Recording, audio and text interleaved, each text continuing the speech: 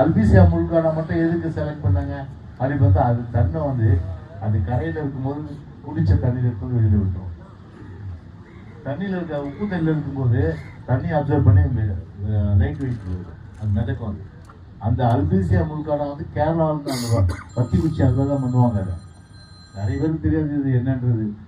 அப்போ அந்த வத்தி குச்சியை வந்து அதில் தான் பண்ணுவாங்க. அந்த வத்தி குச்சி பற்ற அந்த மரம் கேரளாவில் இருக்கு. கேரளாவில் ஒரு காலத்தில் அந்த மரமே இல்லைன்னா தொழில் பாதிக்கப்படும்.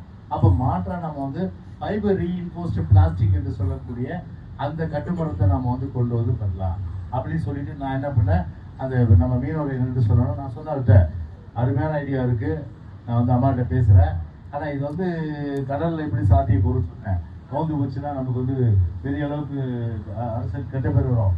அதனால இறப்பு வந்துன்னா சூழ்நிலை வந்து கஷ்டமாயிடும். நானே வர சொன்னேன். அப்போ ஈஞ்சம்பாக்கத்தில் அந்த அந்த ட்ரையல் எடுத்து கிட்டத்தட்ட கடலில் வந்து 3 கிலோமீட்டர் உள்ளே போயிட்டு 4 கிலோமீட்டர் உள்ளே போயிட்டு வந்தோம். அருமையாக இருந்தது. அந்த எஃப்ஆர்பி நம்ம மீனவர் தான் அதை டிசைன் பண்ணது. அந்த டிசைன் பண்ண இது கட்டுமரத்தை எஃப்ஆர்பி கட்டுமரத்தை அம்மாட்ட வந்து அந்த SMC standing finance committee meet நடந்தது.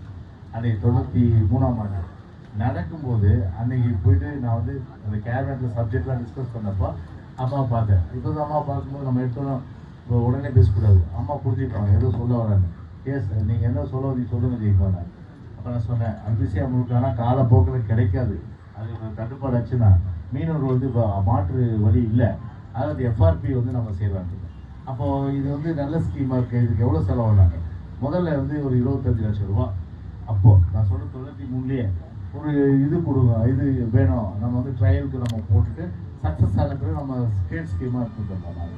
அப்போ நாராயணன் ஒரு சீஃப் செக்ரட்டரி அவர் பார்த்தாங்க. எஸ் மினிஸ்டர், எங்கள் மினிஸ்டர் சொல்கிறாங்க கரெக்டான ஐடியாவாக இருக்குது, நீங்கள் என்ன சொல்கிறீங்கன்னு கேட்டாங்க. இல்லைம்மா இது வந்து 25 லட்சம் டூ மச் இது, அதுவும் வந்து இது வந்து யாருமே வந்து சக்ஸஸ்ன்னு சொல்லலை. அப்போ என்ன பார்த்தாங்க எப்படி நாராயணன் சொல்கிறாங்க சீஃப் செக்ரட்டரி நாங்கள். அப்போ நான் சொன்னேன் நானே போய் கடலுக்கு போயிட்டு வந்தோம்மா அது. அப்போ வெரி குட் நாங்கள் சார் எங்கள் அமைச்சரே போய் கடலுக்கு போயிட்டு வந்தாரு, அதனால் வந்து சக்ஸஸ் தான் இது கொடுங்க நாங்கள்.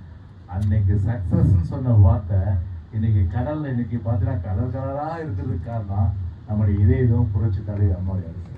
ஏன்னா ஒரு பெரிய அளவுக்கு வந்து கட்டுமரத்தை வந்து அதை தோளில் தூக்கி போயிட்டு அப்போ வந்து அந்த உடல் உழைப்பு தான் ஒவ்வொருத்தரும் பார்த்தீங்கன்னா அந்த ஜாமாவை மாதிரி இருப்பாங்க. இது ஈஸியாக போச்சு. அதனால உடலில் வந்து கொஞ்சம் வந்து உழைப்புலன்னா கூட பொருளாதார ரீதியாக அதிகம் போய் உள்ளது போய் இல்லையா. இப்போ கட்டுமரம்னா கூட கிட்டத்தட்ட பார்த்தீங்கன்னா ஒரு 10 நாட்டிகள் 12 நாட்டிகள் போக முடியும், அவ்வளோதான் முடியும். ஆனால் எஃப்ஆர்பி கட்டுமரத்தில் பார்த்தீங்கன்னா இப்போ அதுலேயே வந்து தங்கலே வந்து வச்சுருக்கோம். 3-4 நாள் தங்கல் பண்ணி தொழில் பண்ணி